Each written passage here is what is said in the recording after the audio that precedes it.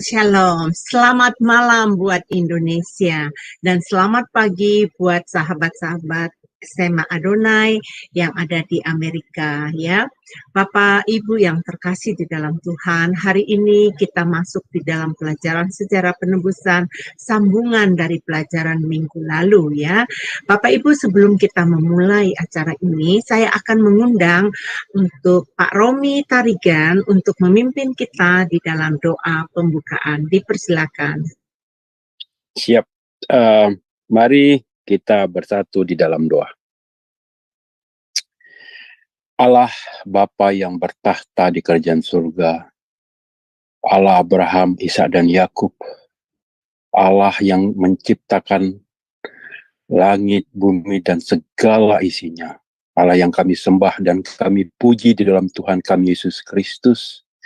Segala puji dan syukur dan hormat dan kemuliaan hanya bagimu. Kami bersyukur Bapa pada malam hari ini, pada pagi hari ini Bapa, kami kembali bisa Bapa berkumpul bersama untuk belajar Bapa.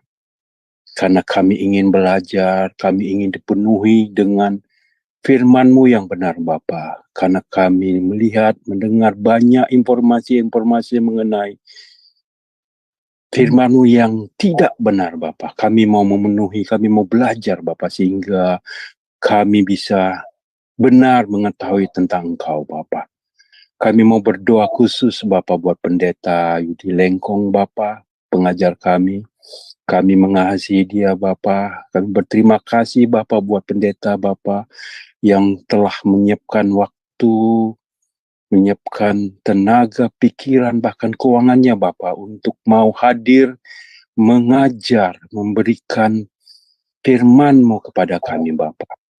Biarlah Engkau mau memberikan, mengurapi, memberkati Bapak pendeta kami ini lebih lagi Bapa, sehingga dari dia nama-Mu semakin dimuliakan ya Allah.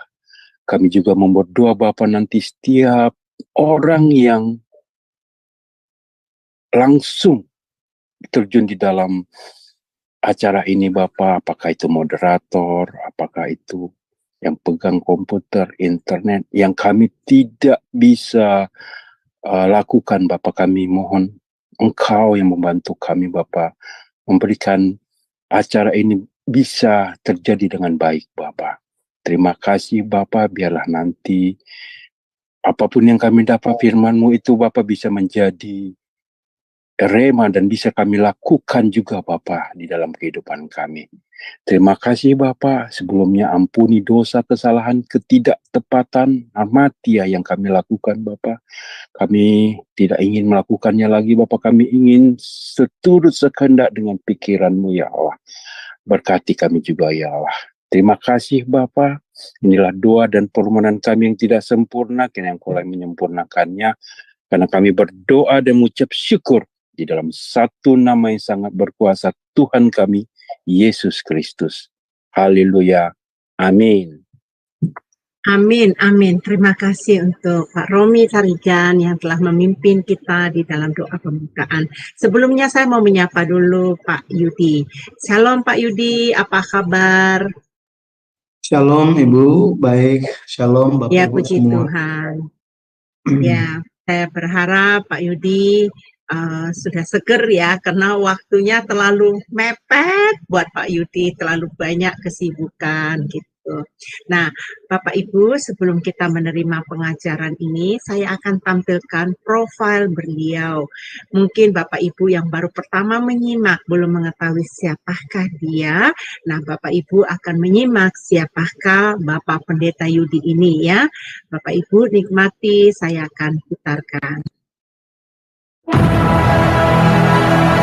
Shalom semua, berjumpa kembali dengan tema Adonai. Dan pada kesempatan kali ini kita akan berkenalan dengan pembicara kita, yakni Bapak Pendeta Yudi M. Lengkong. Dan berikut adalah profil singkat dari beliau. Nama lengkap Pendeta Yudi B.M. Lengkong, Eskom, MD, MTH, Demin.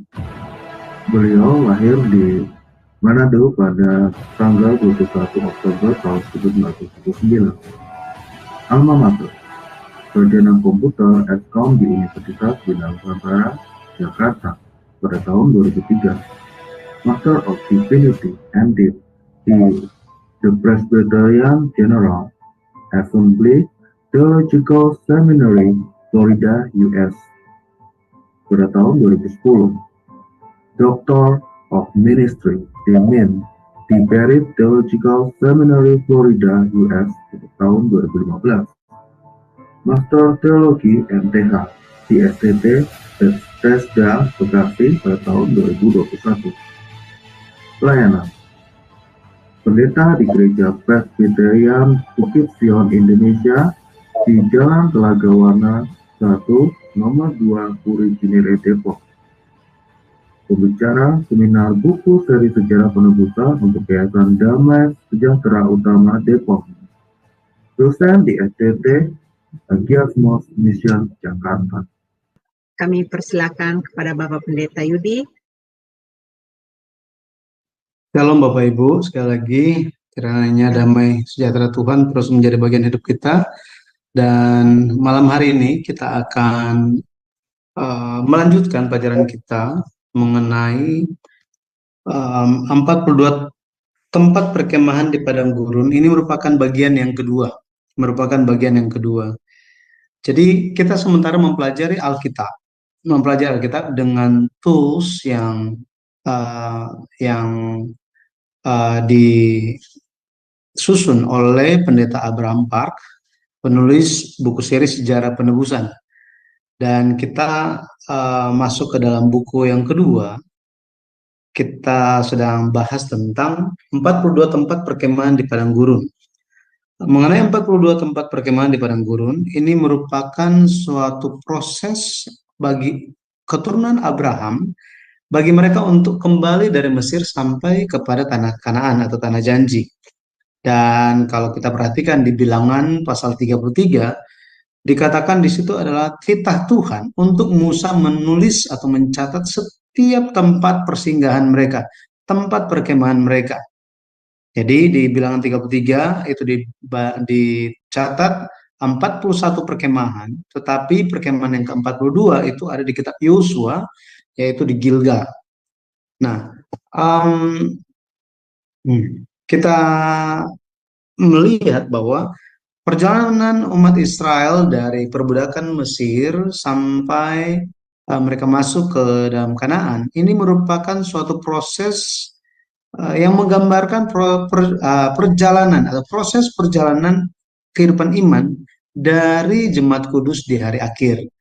Dari dunia yang jatuh dosa, anak-anak Allah yang mendengar suaranya itu dipanggil keluar, pada akhirnya dilatih di gereja dalam kehidupan iman, dan pada akhirnya dipersiapkan dengan firman Tuhan, dengan berbagai pelatihan untuk masuk ke dalam Kanaan rohani, yaitu kerajaan sorga. Dan Kisah 7 ayat 38, di situ dikatakan Musa menjadi pengantar dalam sidang jemaah. Sidang jemaah, bahasa Yunani eklesia, yaitu gereja di Padang Gurun. Ini merupakan penggenapan perjanjian sulhu. Penggenapan perjanjian sulhu atau pemulihan dari keturunan dan tanah yang dijanjikan Allah kepada Abraham. Itu kita bisa lihat di Kejadian pasal 15. Dan Pendeta Abraham Park menyusun peta perjalanan umat Israel 40 tahun di Padang Gurun dan berserta dengan 42 tempat perkemahannya.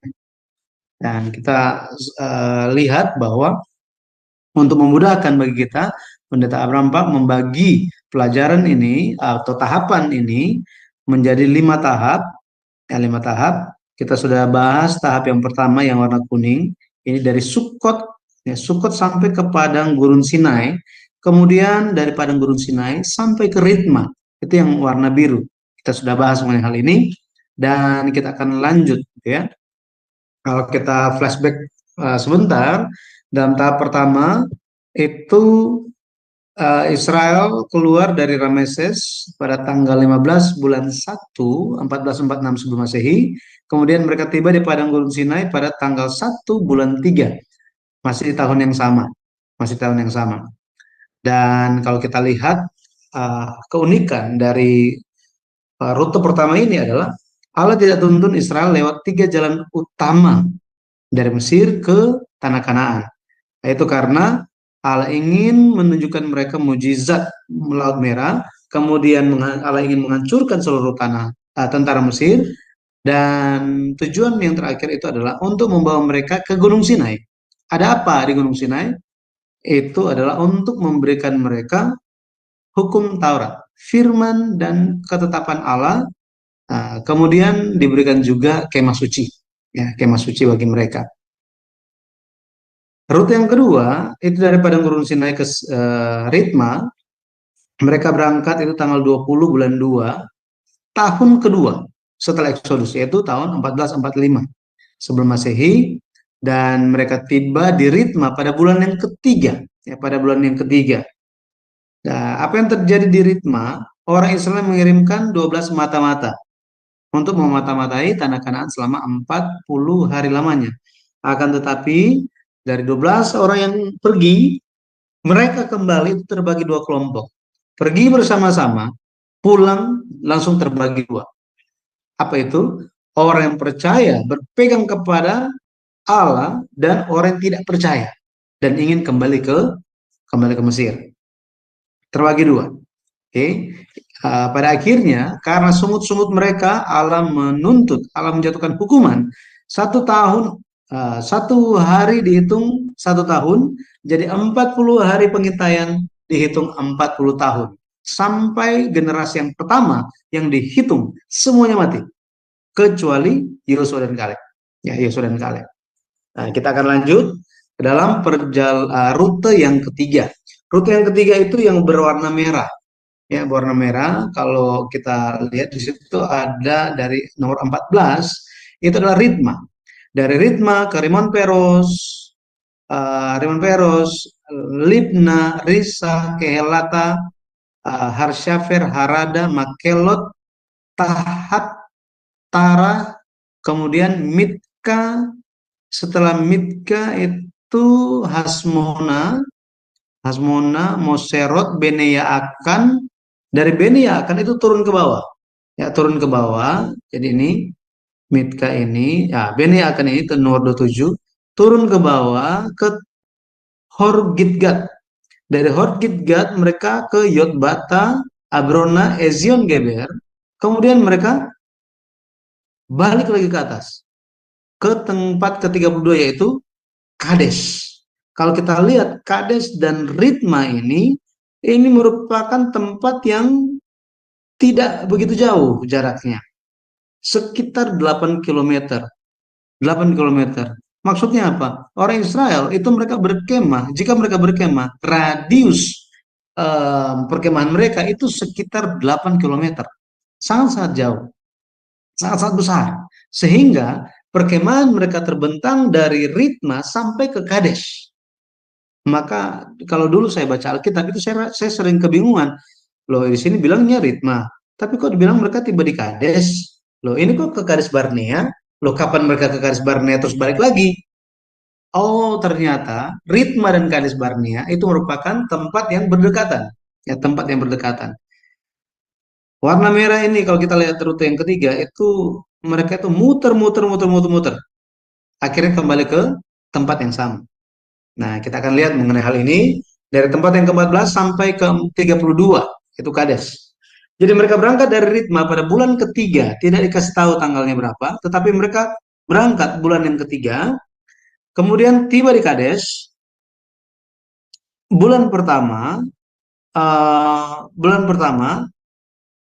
ya,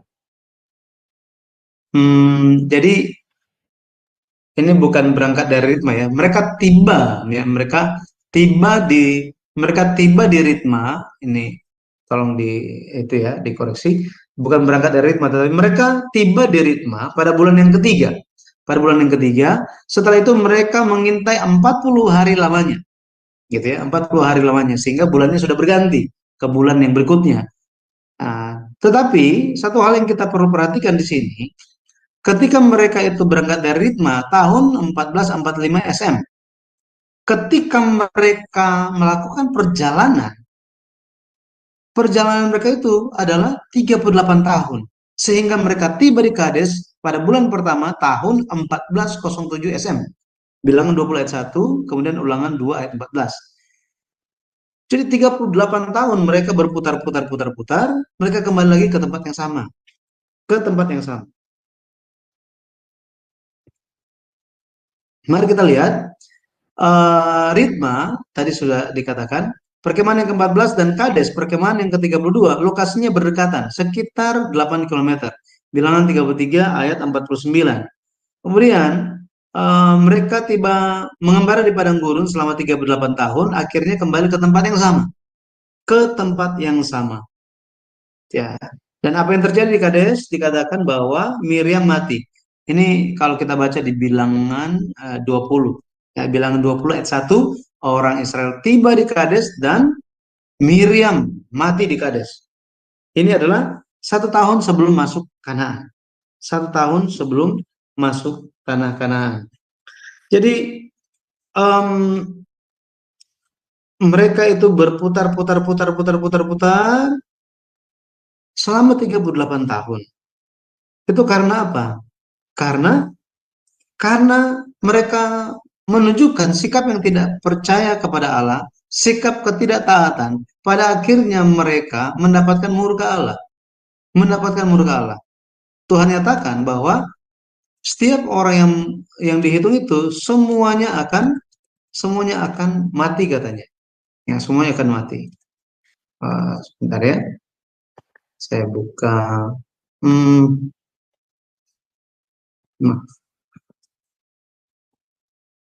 Iya. Jadi kalau kita baca di kitab bilangan pasalnya yang ke-14, ini menceritakan bagaimana mereka itu mengeluh kepada Tuhan. Mereka mengeluh kepada Tuhan. Mereka bukan hanya tidak percaya, tetapi mereka juga menghasut seluruh umat Israel, sehingga mereka semua menjadi apa ya, terjangkit virus ketidakpercayaannya.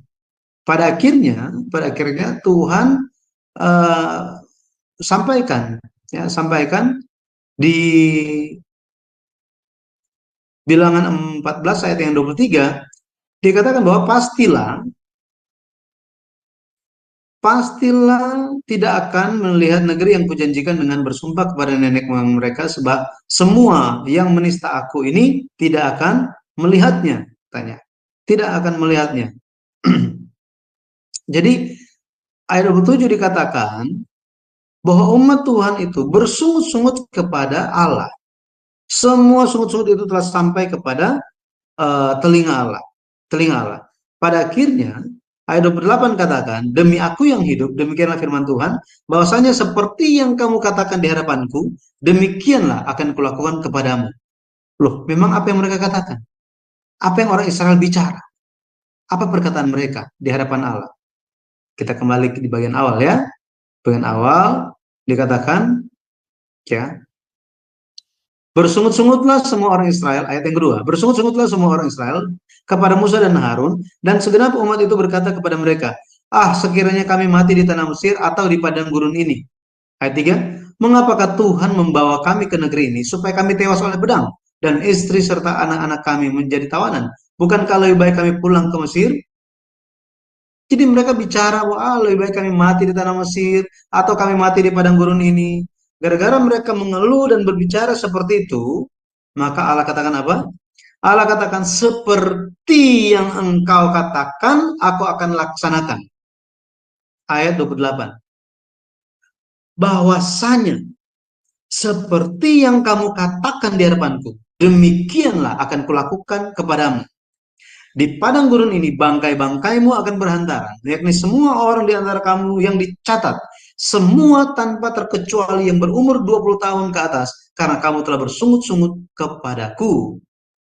Bahwasanya, ayat 30, bahwasanya kamu ini tidak akan masuk ke negeri yang dengan mengangkat sumpah telah kujanjikan akan kuberi kamu diami, kecuali Kaleb bin Yefune dan Yosua bin Nun.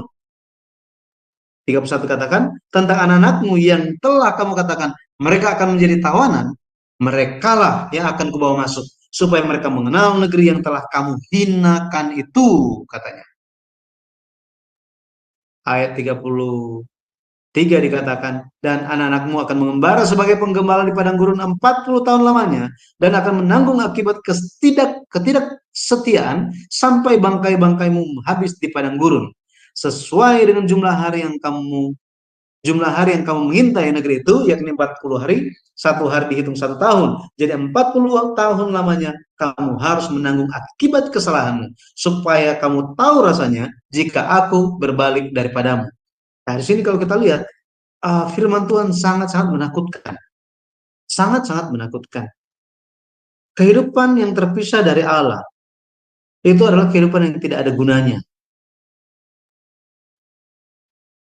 Itu sebabnya bagi kita hari ini, ketika kita mempelajari bagaimana sikap orang Israel di Ritma, kita pun haruslah melihat bahwa Allah menghendaki kita untuk jadi baik. Tidak pernah Allah itu memberikan kita hal-hal yang jahat, tidak. Tetapi Dia ingin supaya kita menjadi lebih dewasa, sehingga kita bisa lebih dewasa lewat taat kepada firman Tuhan. Taat kepada firman Tuhan. Karena ketidaktaatan, ketidaksetiaan hanya akan merugikan diri sendiri, membawa banyak kesulitan dan penderitaan, dan buang-buang waktu juga, gitu ya. Buang-buang waktu juga. Jadi kehidupan yang tidak mentaati Tuhan adalah kehidupan yang sia-sia. Oke, kita lihat tahap yang keempat. Tahap yang keempat itu yang berwarna, ini yang berwarna hijau, ya, berwarna hijau. Dari Kades mereka berangkat.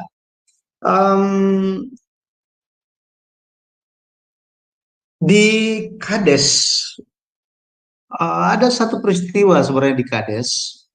Nanti kita akan bahas mengenai hal ini. Bagaimana Musa dan Harun berhadapan dengan orang Israel yang mengeluh lagi mengenai hal yang sama, yaitu mengenai air. Gara-gara peristiwa di Kades, hal ini menyebabkan Musa dan Harun tidak bisa masuk ke tanah Kanaan. Ya, kita akan lihat nanti tentang hal tersebut di dalam tema pelajaran kematian 3 pemimpin padang gurun. Kematian 3 pemimpin di padang gurun.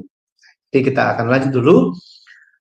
Tahap yang keempat itu dari Kades ke Abarim. Dari Kades ke Abarim. Jadi dari Kades ini, nomor perkemahan yang ke-32, mereka ke Gunung Hor. Dari Gunung Hor mereka ke Zalmona dan memutar, jadi mengarah ke Laut Teberau. Mereka terus dan memutar sampai ke Funon. Wah, ini luar biasa gitu ya. Nanti kita akan lihat apa sih yang terjadi di Funon. Apa yang terjadi di sini. Sampai-sampai mereka harus berputar demikian jauh. Dari Funon mereka ke Obot. Dari Obot mereka ke reruntuhan Abarim. Reruntuhan Abarim ini dikenal juga sebagai Sungai Zeret. Ini kalau misal dilihat di sini ada yang kecil ini. Ini Sungai Zeret. Ya, Sungai Zeret. Ada juga yang terjadi di sini. Sehingga perlu diperhatikan. Ya, jadi dari perkemahan ke-32 sampai ke-37 Abarim. Hal yang pertama yang terjadi itu adalah kematian Harun. Harun mati di Gunung Hor pada tanggal 1 bulan 5, 1407 sebelum Masehi. Ini adalah 8 bulan sebelum masuk tanah Kanaan. Bilangan 33 ayat 38 sampai 39. Dan kalau kita lihat 8 bulan lagi masuk tanah Kanaan. Tetapi Harun tidak bisa masuk. Dia mati di atas Gunung Hor. Dia mati bukan gara-gara dia sakit, kecelakaan, atau kenapa-kenapa. Bukan. Ya. Dia mati gara-gara apa? Gara-gara firman Tuhan. Jadi Tuhan telah berfirman, dia mati. Dia selesai hidup dia. Nah, itu sebabnya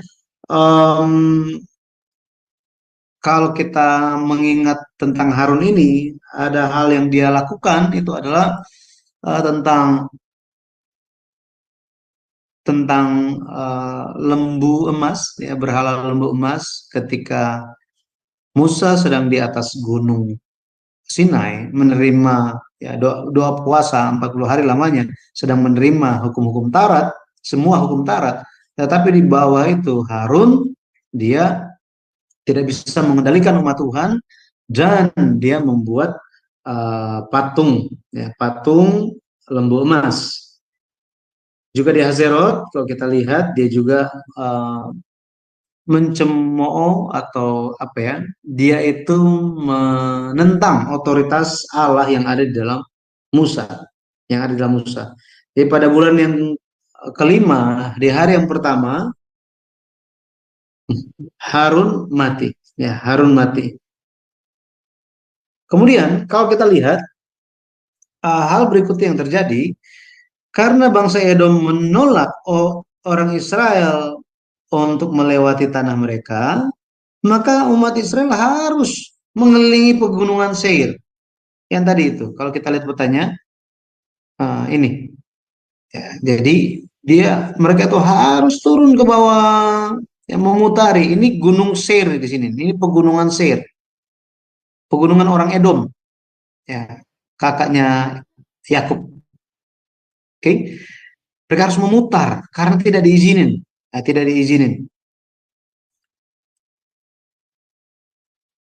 Jadi sebenarnya lebih cepat kalau misalnya mereka dari Salmona ini langsung potong jalan.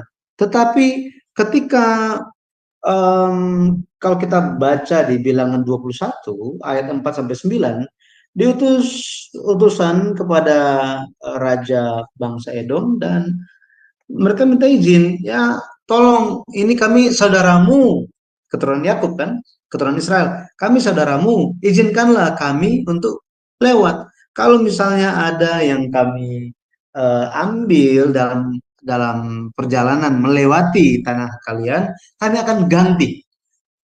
Kami akan ganti semuanya. Tetapi orang Edom bilang apa? Enggak boleh. Seperti itu. Ya, jadi kita bisa melihat bagaimana orang Edom itu memiliki hati yang mengenang sendiri, tidak memiliki belas kasihan, tidak mau memahami, tidak mau membantu saudara yang sedang kesusahan. Di kemudian hari, pada akhirnya, Edom itu menjadi sasaran murka Allah. Sasaran murka Allah.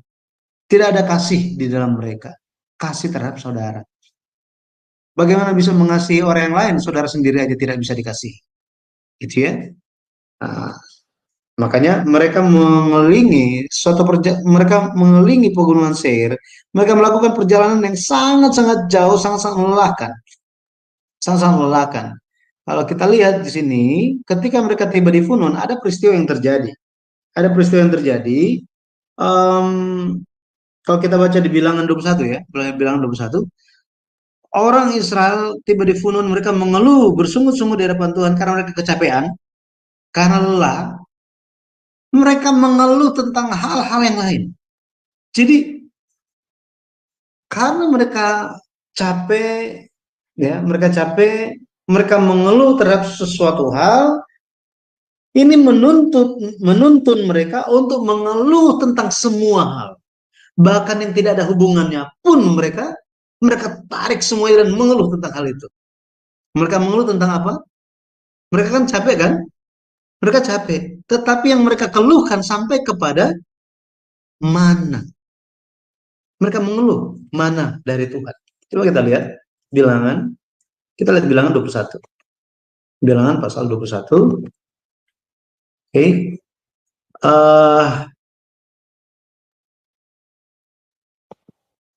Nah, Bilangan 21 ayat yang keempat dikatakan, setelah mereka berangkat dari Gunung Hor, berjalan ke arah Laut Tiberau untuk mengelilingi tanah Edom, maka bangsa itu tidak dapat menahan hati di tengah jalan. Lalu mereka berkata-kata melawan Allah dan Musa, mengapa kamu memimpin kami keluar dari Mesir, supaya kami mati di padang gurun ini? Sebab di sini tidak ada roti dan tidak ada air, dan makanan hambar ini kami telah muak.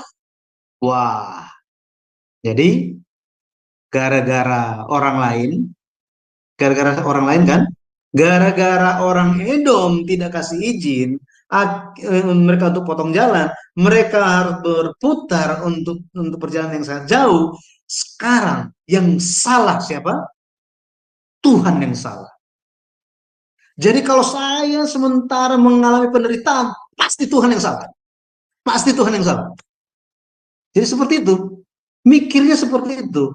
Ada hal-hal yang lain yang terjadi yang kecil sekalipun, langsung apa? Tuhan yang salah. Akhirnya salahkan Tuhan.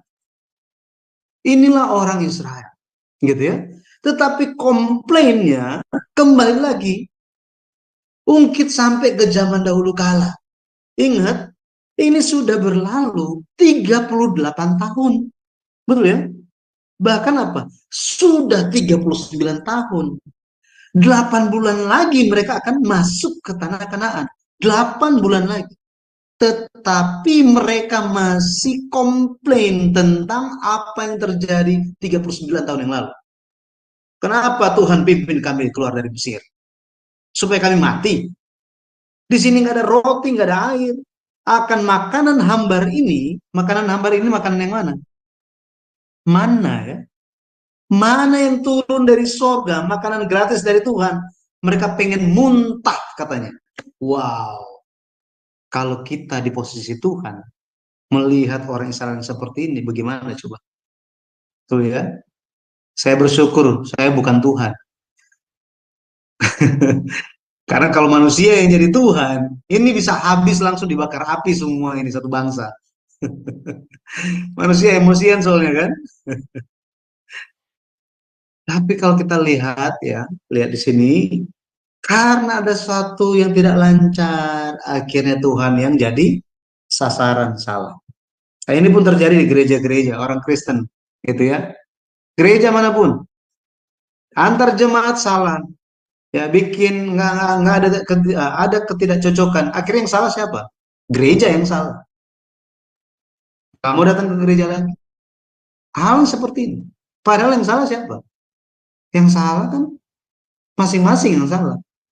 Tetapi Tuhan yang menjadi salah. Ini yang harus kita benar-benar hindari.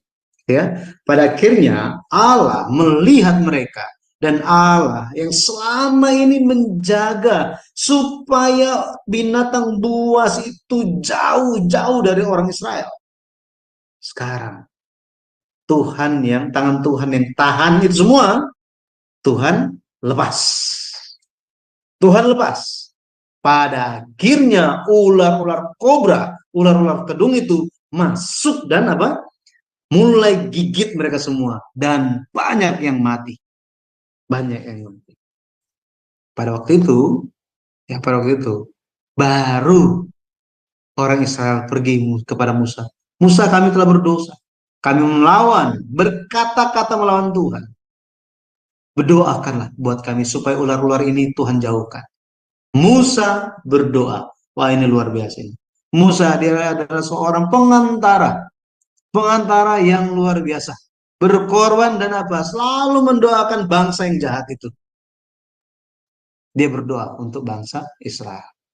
Tuhan bilang apa? Ya sudah. Buat ular tedung atau ular kobra gitu ya. Dari tembaga, taruh di atas sebuah tiang yang tinggi, kemudian dirikanlah itu, setiap orang yang lihat akan selamat, nggak jadi mati. Bayangkan, cuma apa? Cuma lihat aja. Bayangkan, masa sih cuma lihat bisa sembuh? Udah masuk karat loh. Udah biru, sebentar lagi mati. Masa cuma lihat aja bisa hidup lagi? Orang yang tidak percaya akhirnya mati. Mati beneran. Tetapi mereka yang terdesak pada akhirnya mereka mencari Tuhan. Ikut apa adanya. Mereka lihat, mereka tetap hidup. Tetap hidup. Yesus berbicara mengenai hal ini. Yesus berbicara mengenai hal ini. Kalau kita lihat di kitab Yohanes, kita lihat sebentar ya. Kitab Yohanes 1.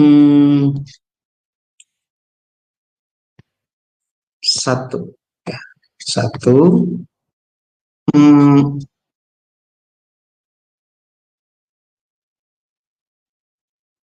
Bentar ya.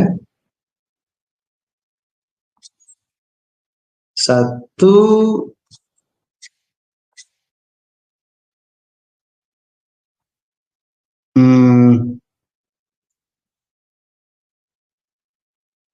Sebentar. Saya mendadak lupa ayatnya.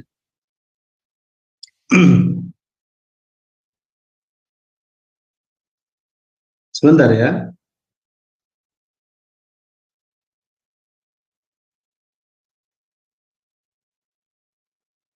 Oke, Yohanes 3 ayat 14. Yohanes 3 ayat 14. Jadi peristiwa di padang gurun itu pada akhirnya menubuatkan tentang Yesus Kristus.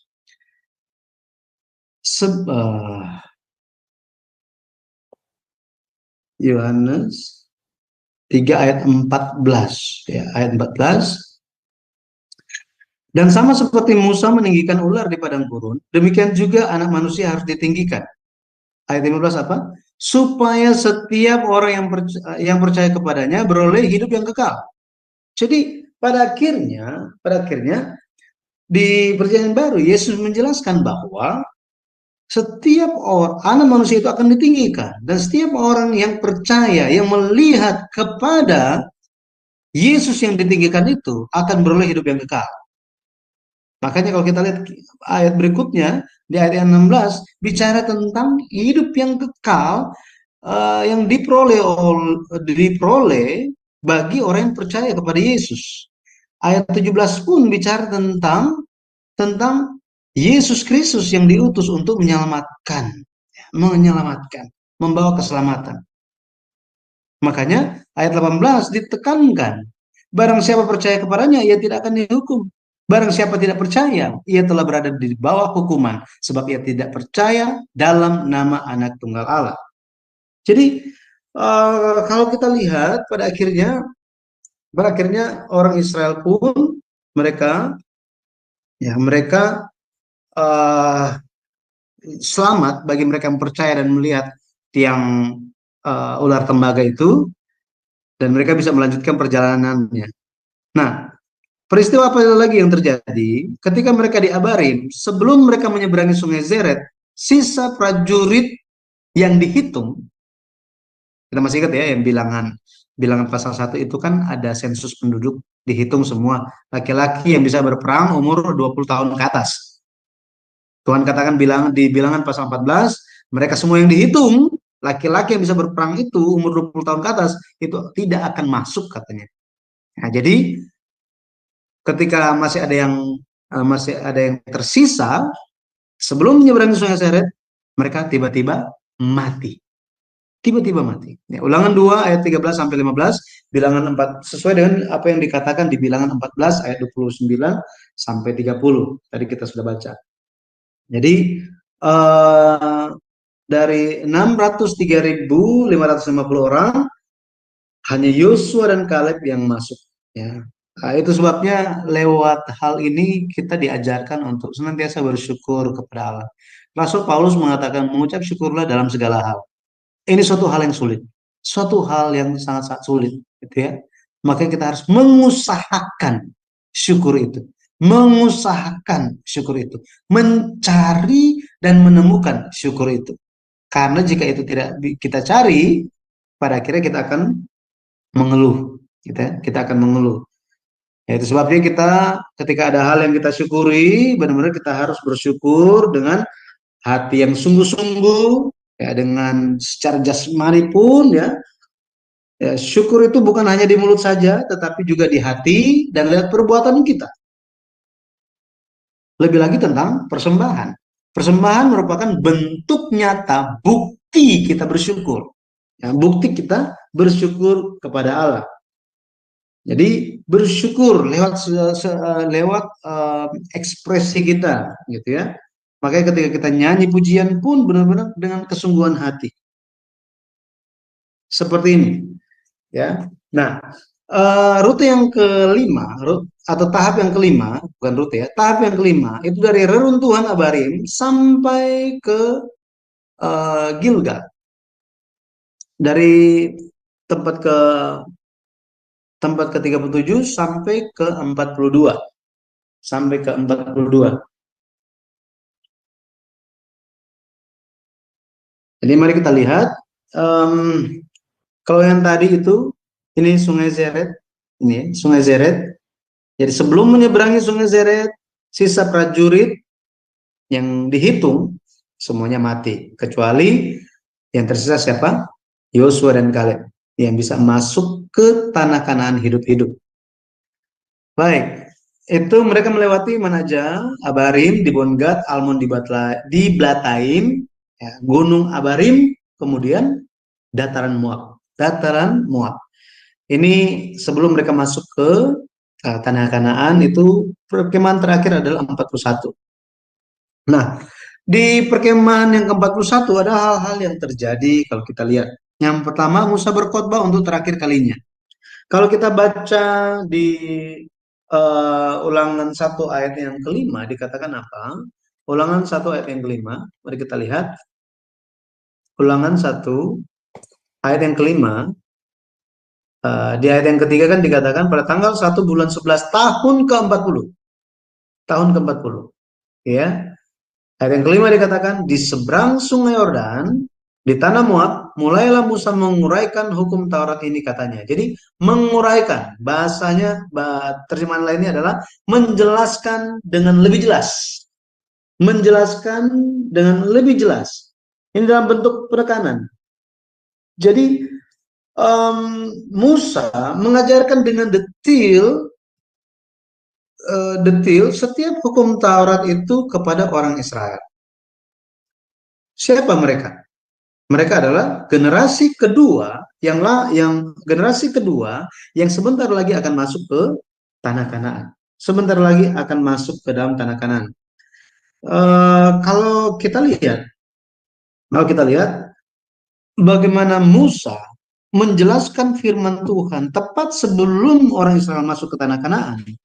Ini mengingatkan kita bahwa sebelum di dalam perjalanan kita kembali ke dalam kerajaan surga, kita perlu memahami lebih mendalam tentang firman Tuhan. Memahami dengan lebih mendalam tentang apa? Firman Tuhan. Nah, itu sebabnya kita sementara berkumpul belajar Alkitab pada malam hari ini, ya, di pagi hari ini di beberapa tempat yang lain. Kenapa Musa sangat menekankan mengenai firman ini? Karena dengan memahami firman Tuhan, pada akhirnya orang Israel akan tahu, umat Tuhan akan tahu bagaimana hidup di tanah janji. Bagaimana bisa hidup di tanah janji. Lebih lagi kalau kita lihat di zaman itu ya, ketika mereka masuk ke dalam tanah Kanaan, di sana bukannya kosong, tetapi ada 7 bangsa Kanaan. 7 bangsa Kanaan. Bangsa yang tidak kenal Tuhan, bangsa yang menyembah berhala, bangsa yang mencemari tanah Kanaan. Mencemari tanah Kanaan. Itu sebabnya mereka perlu dipersiapkan dengan firman Tuhan supaya mereka bisa membedakan. Mereka bisa membedakan. Dan mereka pun akhirnya bisa tampil sebagai anak-anak Allah yang hidup sesuai dengan kehendak Allah. Peristiwa yang lain yang terjadi itu adalah ujian terakhir sebelum masuk tanah Kanaan. Itu dibilang pasal 25. Kalau kita lihat di Ulangan pasal 35, ketika orang Israel tinggal di dataran Moab, mulailah terjadi apa? Dosa perzinahan. Ya, dosa perzinahan yang dilakukan oleh orang Israel, khususnya pemimpin umat.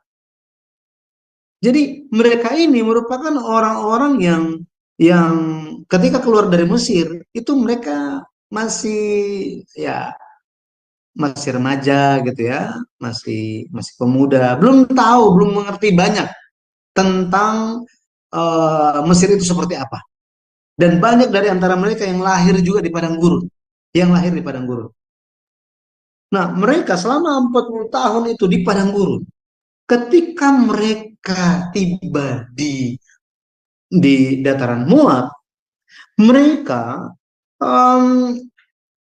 jatuh ke dalam pencobaan. Mereka melakukan dosa perzinahan dengan perempuan-perempuan Kanaan.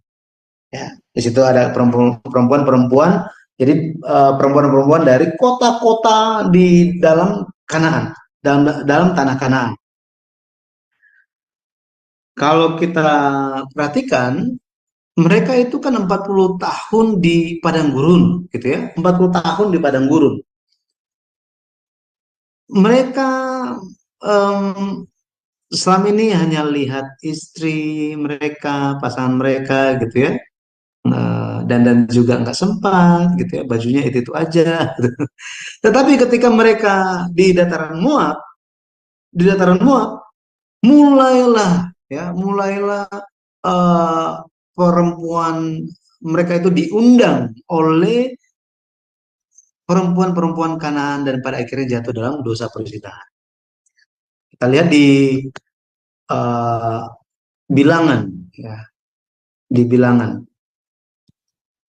Bilangan, mari kita lihat Bilangan pasal 25. Ayat 1 dikatakan, sementara Israel tinggal di Sitim ini di dataran Moab ya.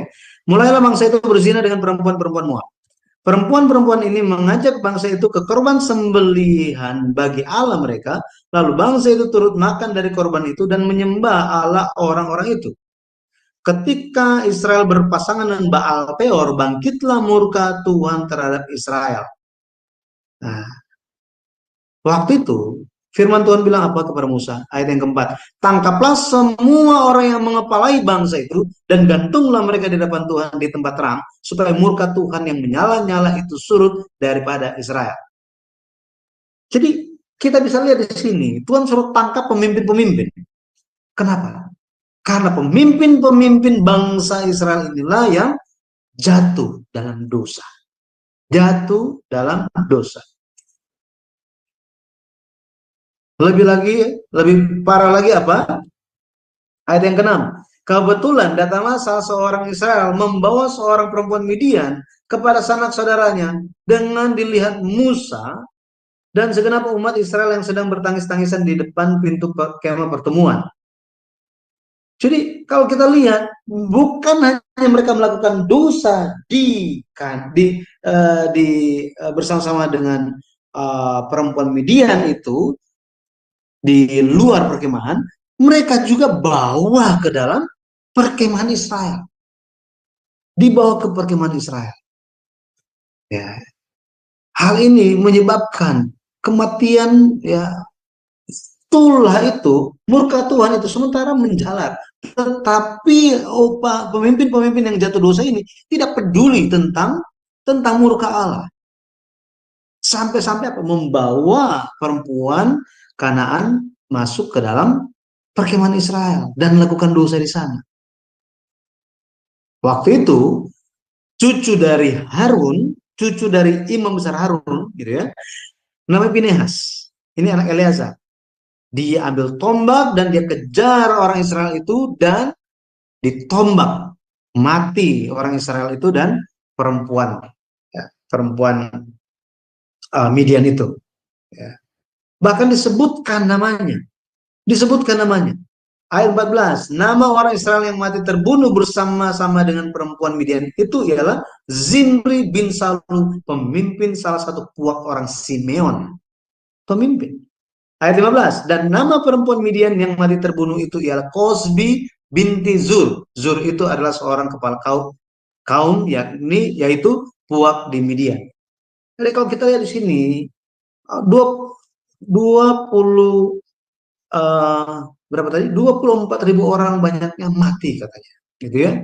Ini suatu hal yang sangat-sangat dahsyat. Ini terjadi. Nah, setelah Pinehas itu membela Tuhan dengan membunuh pemimpin yang melakukan dosa, pada akhirnya tulah Allah itu berhenti. Tulah Allah itu berhenti. Ya. Setelah peristiwa ini, peristiwa apa lagi yang terjadi? Kalau kita lihat, Musa mati 2 bulan sebelum masuk tanah Kanaan. Ulangan 34 ayat 1 sampai 6. 2 bulan sebelum masuk tanah Kanaan. Di sangat-sangat kasihan, gitu ya, sangat kasihan. Kalau kita lihat hal ini, tetapi Musa mati karena apa? Karena firman Tuhan telah disampaikan. Dia masih kuat, pandangannya tidak kabur. Dia mati sesuai dengan firman Tuhan. Ya. Kemudian kalau kita lihat perkemahan terakhir itu adalah Gilgal. Yosua 5 ayat yang ke-9. Yosua 5 ayat 9. Arti kata Gilgal itu sangat unik. Gilgal artinya celah Mesir telah digulingkan. Celah Mesir telah digulingkan katanya. Celah Mesir telah digulingkan. Pada akhirnya mereka yang masuk ke Gilgal merupakan orang-orang yang diakui bahwa mereka tidak ada celah lagi. Tidak ada celah. Tidak ada aib Mesir lagi. Unsur-unsur dosa itu sudah tidak ada lagi dalam mereka. Ya, jadi mereka diakui, orang-orang yang diakui. Nah, hal ini mengingatkan kita tentang 144.000 orang yang berdiri di atas bukit Sion, yang mengikuti anak domba kemanapun ia pergi. Mereka merupakan orang-orang yang murni seperti perawan katanya. Murni seperti perawan. Mereka benar-benar mengikuti Allah, mengikuti anak domba itu. Apa saja, kemana saja anak domba itu pergi, mereka selalu ikut. Mereka tampil sebagai pemenang. Lebih lagi, kalau kita lihat, mereka mempelajari nyanyian. Mempelajari nyanyian yang baru, katanya. Tidak ada seorang pun yang bisa menyanyikan nyanyian itu selain daripada 144.000 orang ini. Ya, sangat-sangat luar biasa. Mereka telah menerima materai, ada nama Bapa dan nama Anak di dahi mereka. Jadi pada akhirnya saya berdoa kiranya kita semua bisa menjadi umat Tuhan yang terus berjalan bertahan sampai akhir, pegang iman sampai akhir, sampai kita diakui sebagai orang yang tidak bercelah. Siapa yang tidak ada dosa? Semuanya ada dosa. Mau itu batu besar, batu kecil, lempar di laut, jatuh tenggelam dua-duanya. Tetapi di hadapan Allah, ketika kita sungguh-sungguh mencari Dia, maka Dia yang akan sepenuhnya menyucikan kita, menguduskan kita. Seperti firman dikatakan, kamu telah dikuduskan lewat doa dan firman. Firman dan doa itu menguduskan kita. Jadi pada akhirnya kita diakui. Kita diakui sebagai orang yang tidak bercelah. Ya, jadi kesimpulannya, umat Israel berkemah di padang gurun 42 kali. Yesus datang sebagai keturunan yang ke-42 di Matius pasal 1. Jadi kalau kita bandingkan bilangan 33 dan Matius pasal 1, di bilangan pasal 33 itu hanya mencatat 41 tempat. 41 tempat. Gitu ya. Kenapa? Karena tempat yang ke-42 sudah di dalam tanah Kanaan. Yesus Kristus di dalam Matius pasal 1, dia datang sebagai keturunan yang ke-42. Kalau kita baca di Matius, coba kita lihat ya, Matius 1 ayatnya yang ke-17 dikatakan begini. Jadi seluruhnya ada 14 keturunan dari Abraham sampai Daud, 14 keturunan dari Daud sampai pembawaan ke Babel, dan 14 keturunan dari pembawaan ke Babel sampai Kristus. Jadi 14 ini kalau kita 14 kali 3, maka kita akan temukan 42. Dari Abraham sampai Yesus ada 42 keturunan.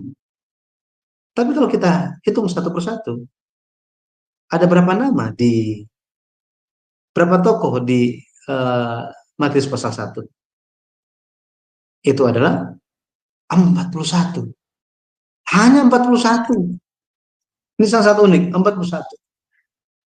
Ya. Yohanes 1. Jadi yang ke-41. Yesus, artinya Yesus, dia adalah keturunan yang atau generasi yang ke-41 sekaligus yang ke-42. Ini karena Daud diulang 2 kali. Tetapi secara berurutan, maka Yesus dia adalah yang ke-41.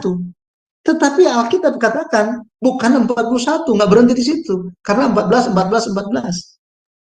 Maka Yesus dia adalah yang ke-41, dia juga yang ke-42.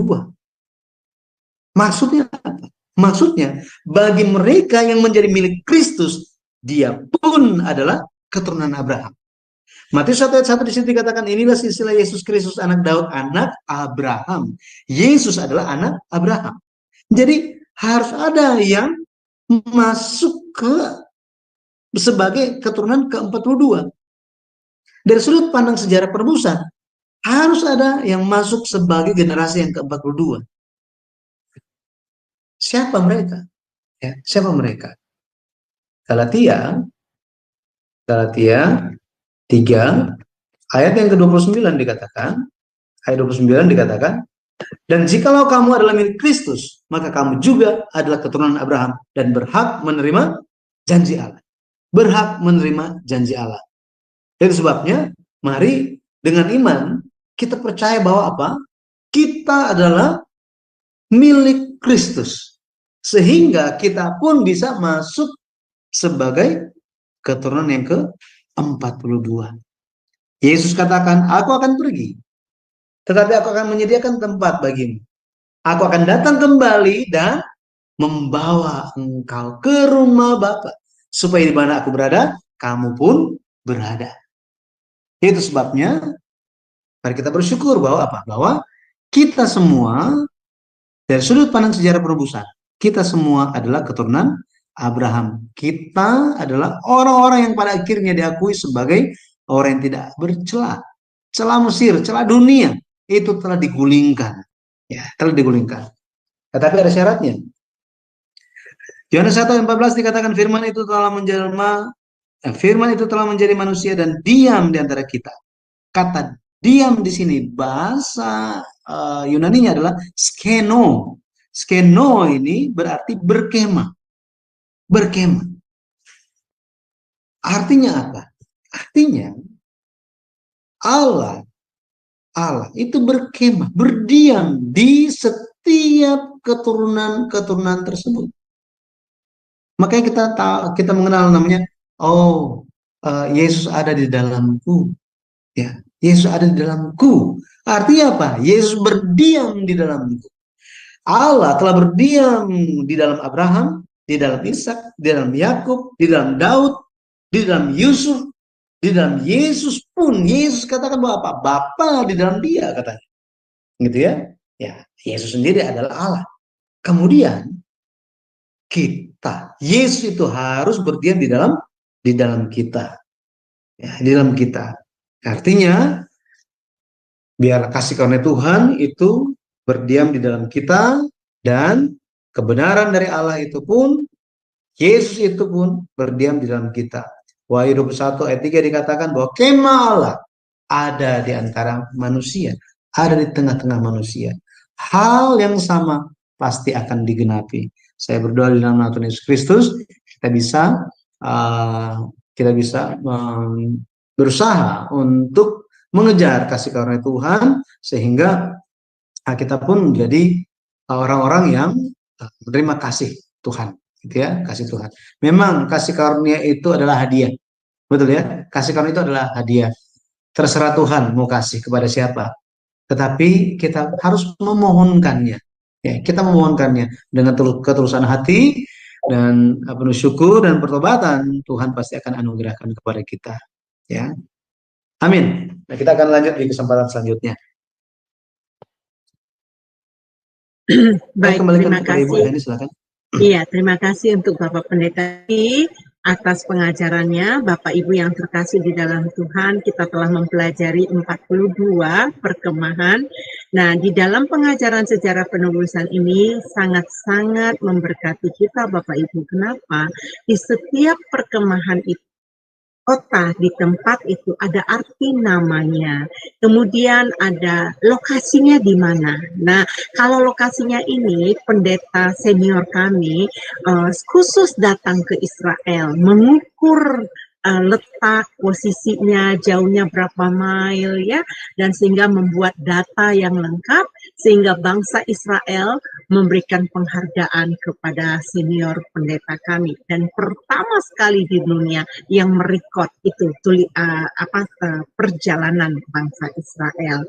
Nah, Bapak Ibu sekalian, itu juga tadi kita sudah dijelaskan mengenai peristiwa apa saja yang terjadi. Itu sangat memberkati kita. Saya pribadi sangat diberkati. Baik Bapak Ibu, sebelum kita melanjutkan diskusi tanya jawab ya, kita akan memberikan kesempatan kepada Bapak Ibu nanti untuk bertanya. Saya berharap Bapak Ibu ikut bertanya ya, untuk mumpung ada Pak Yudi di sini yang paham banget tentang plannya. Bapak Ibu, mari saya mengajak Bapak Ibu berinteraksi bersama-sama kami ya kalau ada pertanyaan ya. Nah, ini tadi kita kan sudah belajar ya dari Yudi ya. Saya sendiri mendapatkan berkat yang luar biasa tadi dari kejadian yang ke-14 di Ritma ya. Ada kejadian apa di Ritma? Di Ritma itu tadi Pak Yudi sudah menjelaskan penyebar. Nah, saya itu jadi mengetahui, oh ternyata 10 pengintai itu terjadinya ya waktu di Ritma itu diutus ya untuk mengintai Kanaan gitu ya. Terus mulai dari Ritma itu perjalanannya sampai nanti ke pemberhentian ke-37 atau berapa itu saya lupa itu ya. Iya kalau nggak salah ke-37 ya Bapak Pendeta ya. Itu orang-orang mati itu banyak sekali dalam waktu 38 tahun perjalanan mereka. Nah, buat kita mungkin bilang gini, alah aku asal udah percaya Kristen aja, aku sudah mengimani Tuhan Yesus, aku enggak peduli dalam hal-hal itu. Salah kaprah saudara-saudara. Kenapa? Dengan kita mempelajari pengajaran sejarah penebusan tentang perjalanan nenek moyang kita di padang gurun, ada hikmat yang kita dapat. Saya sendiri sering meneteskan air mata, terharu, bukan karena sedih, saya terharu. Karena apa? Saya pikir dulu saya itu pinter sama firman Tuhan. Tetapi setelah bertahun-tahun saya menjadi orang Kristen, ternyata saya kurang paham. Ternyata melalui pengajaran sejarah penebusan, kita tuh ditata, disusun. Jadi kita dibuat mengerti bagaimana perjalanan nenek moyang kita dan apa aja yang kita dapat. Dulu nih teman-teman ya, saya kasih tahu nih. Saya dulu kan suka frustasi, suka kecewa, ya marah. Itu seperti bangsa Israel itu bersungut. Bahkan bangsa Israel yang di waktu terjadi di Ritma itu, kalau kita baca di kitab Bilangan 14 ayat 1, mereka mau bunuh diri, mereka mau mati. Tuh, mendingan mati deh di Mesir. Kalau nggak matikan aja di padang gurun saat ini. Ayo, siapa yang pernah ngalamin hal yang demikian? Saya jujur, saya pernah dulu ngalamin hal demikian. Disitulah mata saya terbuka, pandangan saya terbuka. No, saya tidak mau seperti nenek moyang saya. Saya tidak boleh. Jadi saya harus mengalami transformasi. Nah, Bapak Ibu pernah nggak mengalami hal yang sama? Nah, makanya Bapak Ibu ya, saya memberitahukan terlebih dahulu buku sejarah penebusan ini yang diajari dari buku seri 2, Bapak Pendeta Yudi cuma mengajarnya sekilas. Tapi untuk mengetahui isinya, Bapak Ibu harus membaca buku sejarah penebusan ini, buku seri yang kedua. Ya, Bapak Ibu harus membelinya. Untuk apa? Dibaca. Kalau uangnya nggak cukup beli yang book, ini beli yang digital, ya jauh lebih murah ya Bapak Ibu ya. Nih, Bapak Ibu masih adakah? Di sini ada Pak Benris, hamba Tuhan, ada Pastor Dawolu, Pastor Bobi, ada hamba-hamba Tuhan di sini. Apakah ada pertanyaan? Apakah ada penubuhan? Apakah ada pernyataan? Silakan untuk berkomunikasi dengan kami. Pak Benris ini adalah hamba Tuhan Dia satu kampung dengan saya, Pak Yudi. Ini Pak Bobi ini satu kampung juga dari Nias. Dan Pendeta Yudi juga banyak yang ngajar ya di STT orang-orang Nias ya Pak ya. Banyak ya. Ya. Terima kasih ini Bapak Pendeta Yudi dengan pengajaran yang diberikan kepada kami. Jadi saya percaya setiap jemaat, setiap kita yang mendengarkan, mereka akan terbuka, mengerti. Dari 42 tempat perkemahan ini tadi, wow, luar biasa. Luar biasa sekali. Tapi saya sangat heran Bapak Pendeta Yudi. Banyak orang Kristen hanya mau percaya saja, tapi tanpa mau menyelidiki. Nah, ini tipe-tipe orang berbeda loh Bapak Pendeta Yudi. Sering nggak menemukan itu Bapak Pendeta Yudi? Yang menjadi tantangan kekristenan hari ini adalah banyak yang melihat apakah relevankah perjanjian lama dengan kehidupan gereja modern gitu. Ini banyak tantangan tentang hal ini, sehingga perjanjian lama hanyalah sebagai suatu referensi saja, hanyalah sebuah referensi saja. Nggak perlu terlalu mempelajari, kan itu sudah masa lalu gitu. Kita sudah ada dalam Kristus Yesus, ya itu udah cukup. Bahkan dalam perkembangannya, mungkin pernah dengar juga di dalam kalangan mahasiswa Indonesia itu masuk satu, ya bisa dikatakan sekte gitu, sekte atau apalah gitu. Jadi agama Yesus Kristus, gereja Yesus Kristus. Jadi pokoknya kita hanya lihat Yesus aja, nggak mau lihat yang lain. Meskipun itu di dalam Alkitab, gitu. Jadi hanya Yesus aja. Nggak mau lihat yang lainnya. Nah, tetapi satu hal yang perlu menjadi suatu bahan perenungan kita, bahwa ketika Yesus datang bukan kepada orang yang tidak mengenal Tuhan, bukan yang tidak percaya Tuhan. Mereka rajin baca firman, ya. Tetapi meskipun mereka rajin baca firman, rajin beribadah di tengah-tengah mungkin ya komunitas religius waktu itu kacau gitu ya, banyak korup, ya, rusak di dalam pemimpin agama. Terlepas dari itu semua, dari banyak tekanan-tekanan penjajah gitu ya, ekonomi, komunitas, lingkungan sosial masyarakat. Tetapi mempelajari Taurat Tuhan itu merupakan hal yang mendasar bagi orang Israel, bagi umat Tuhan di zaman itu. Dan ketika Yesus datang dan membawa penghiburan, membawa kelegaan kepada mereka. Dan Yesus juga membawa penjelasan firman kepada mereka. Makanya Yesus menarik, kalau kita baca itu Matius pasal 5 sampai 7, bagaimana Yesus menjelaskan hukum Taurat itu bukan hanya di tingkatan perbuatan, tetapi ke level hati. Tetapi orang-orang waktu itu mereka hanya ingin mujizat, mereka hanya ingin menyelesaikan permasalahan jasmani mereka, tetapi tidak mau memahami apa yang hendak Yesus jelaskan kepada mereka. Sehingga umat yang percaya Tuhan berakhir dengan sebagai umat yang tidak percaya.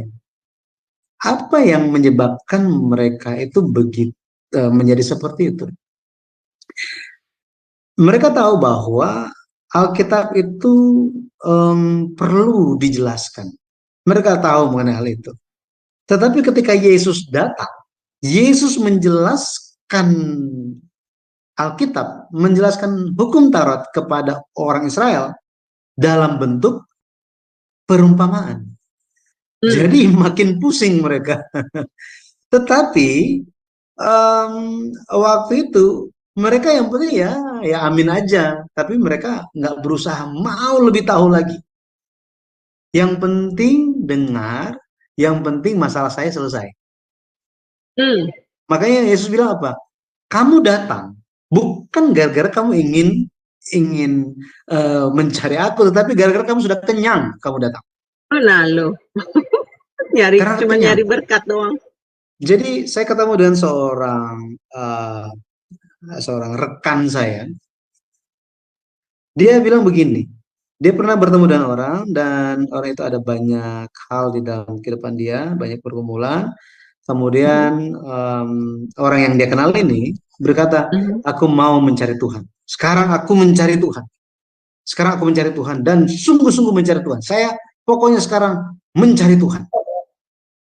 Rekan saya ini bilang begini, oh kamu sungguh-sungguh cari Tuhan? Ya, saya sungguh-sungguh mencari Tuhan. Oh,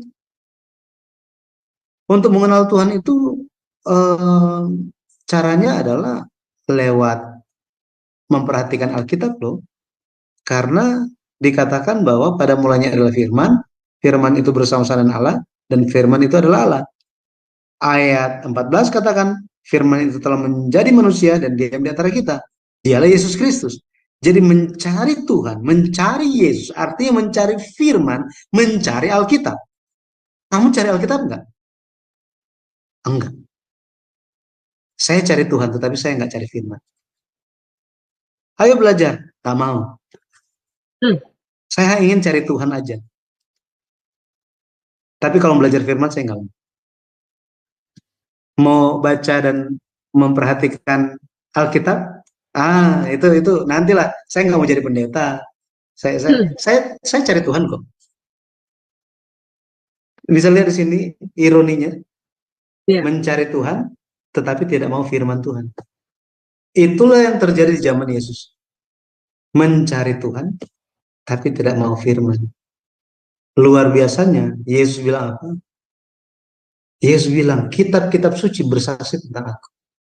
Sepanjang Yesus melayani 3 tahun pelayanan dia, Yesus menjelaskan tentang dirinya lewat kitab-kitab suci. Lewat kitab Musa, kitab Nabi, kitab Mazmur. Lewat perjanjian lama kan? Jadi Yesus Bible study kepada mereka setiap hari sampai berbusa-busa. Kita pengen Tuhan aja. Kalau firman, sorry kita nggak mau. Apa bedanya dengan zaman sekarang? Sama. Yesus, kalau kita baca ya, di Lukas 24 ayat 27, ayat 44, di Yohanes 5 ayat 39, dan masih banyak ayat-ayat yang lain lagi. Tentang Yesus itu sudah ada di perjanjian lama. Makanya untuk mengenal Yesus tidak cukup hanya perjanjian baru. Perlu perjanjian lama. Perjanjian lama dan perjanjian baru itu seperti sendal kiri dan kanan. Ada nggak yang mau pakai sendal kanan aja? Tangan pun sama. Ketika tangan ini pun apa?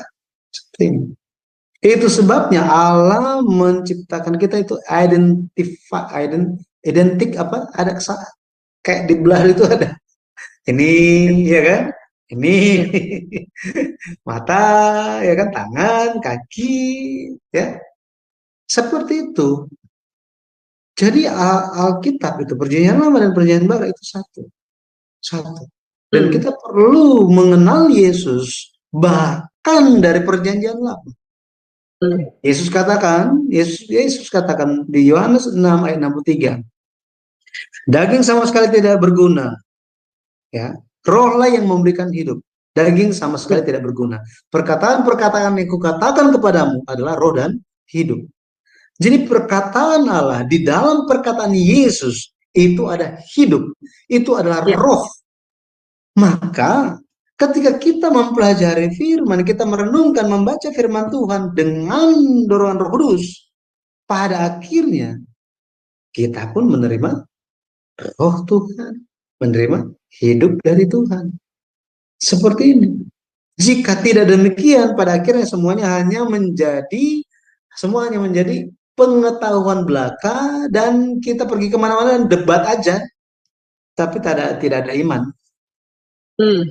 Buat apa? Makanya, jika berdebat untuk mencari kebenaran, untuk menemukan iman, saya sangat ingin seperti itu. Tapi jika ingin hanya ingin cari-cari celah dan hanya uji-uji gitu ya, buat apa? Tidak mendatangkan iman, buat apa gitu kan? Ya. Jadi ya kasih buku aja, suruh baca. Baca buku mereka bilang bosan, nggak tahu ini, Ya. jadi mereka juga nggak mau baca. Ikut skema dunia. Ada yang dikasih gratis malah, ada seorang pendeta. Tadi dia bilang sama saya, Bu Heni ambil aja nih buku katanya. Buku ini kan Bu Heni suka katanya. Wah, masih grace, masih baru, kagak mau dibaca. Wah, saya bilang kamu menyia-nyiakan kesempatan. Ternyata harta karun yang kamu akan ketemukan di pelajaran sejarah penebusan, kamu sia-siakan. Saya bilang, waduh, luar biasa. Nanti kita sambung kembali, sebab saya sangat ingin mau bercakap-cakap lagi dengan Bapak Pendeta Yudi. Kita memberikan kesempatan kepada Sis Aling. Silakan Sis Aling, mau bertanya apa? Iya, baik, terima kasih untuk kesempatannya Bu Heni. Shalom, selamat malam Pak Yudi.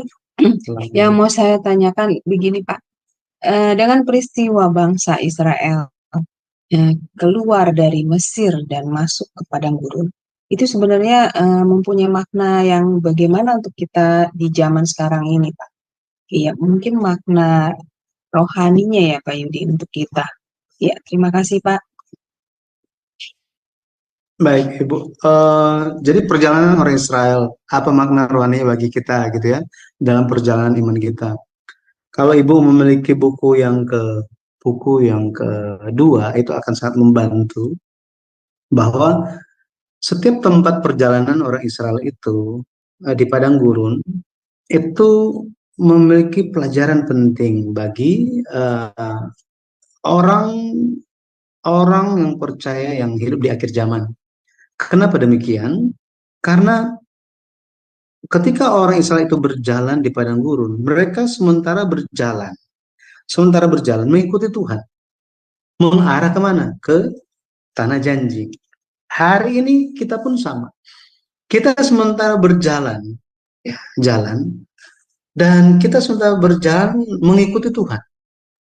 Dan kita pun tahu kapan kita ikut Tuhan, kapan kita tidak ikut Tuhan. Dan ada waktu kita tidak jelas sementara ikut atau enggak, gitu ya.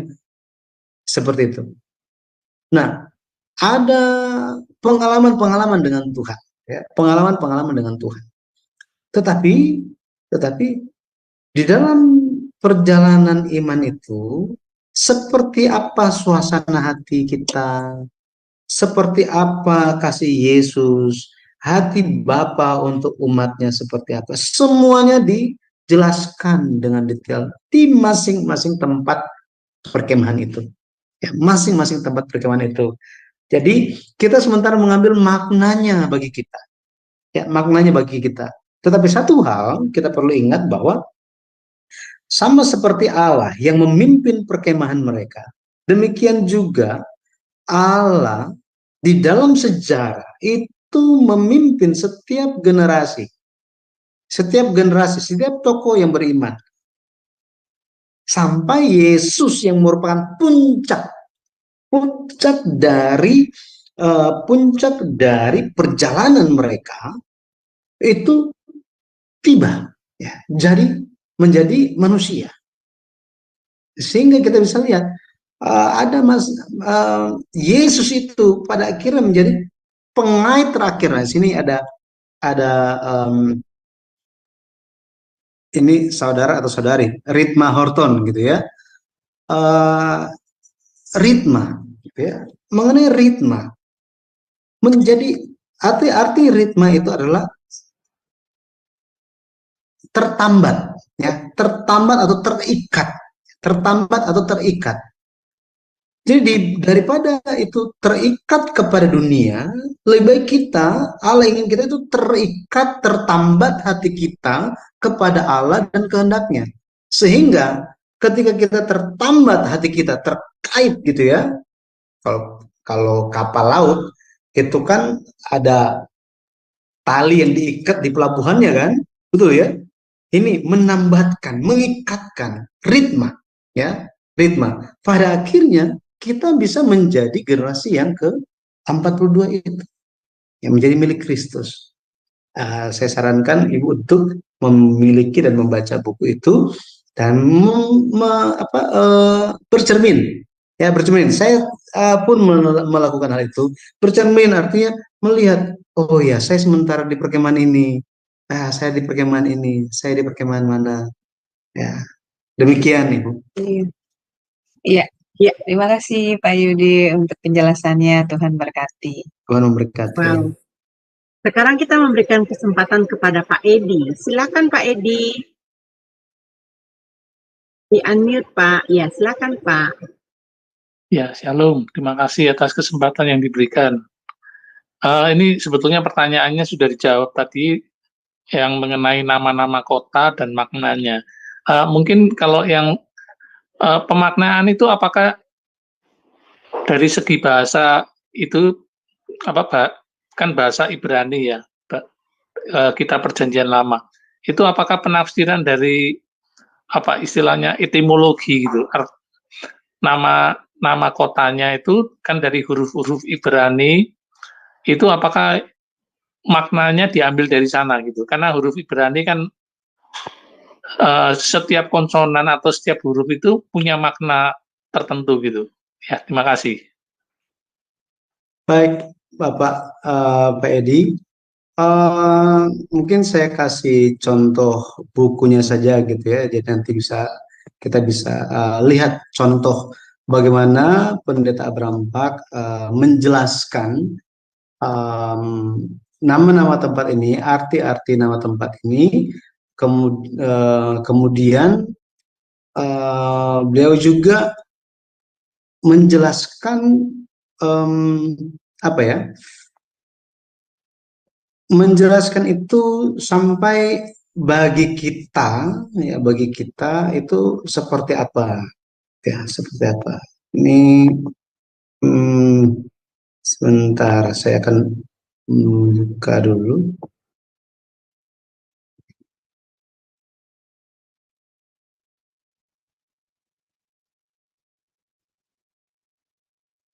Oke. Maaf ya, online-nya kayaknya nggak berhasil. Saya buka yang ini aja, hard copy-nya. Jadi kita lihat contohnya saja. Ini sekaligus ini, maaf ini, karena ada yang tanya tentang ritma gitu ya.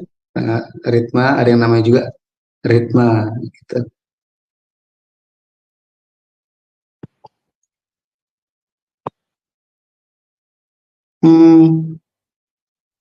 Ini Ibu ada itu ya, copy paste ya kalau nggak salah. Sebentar ya.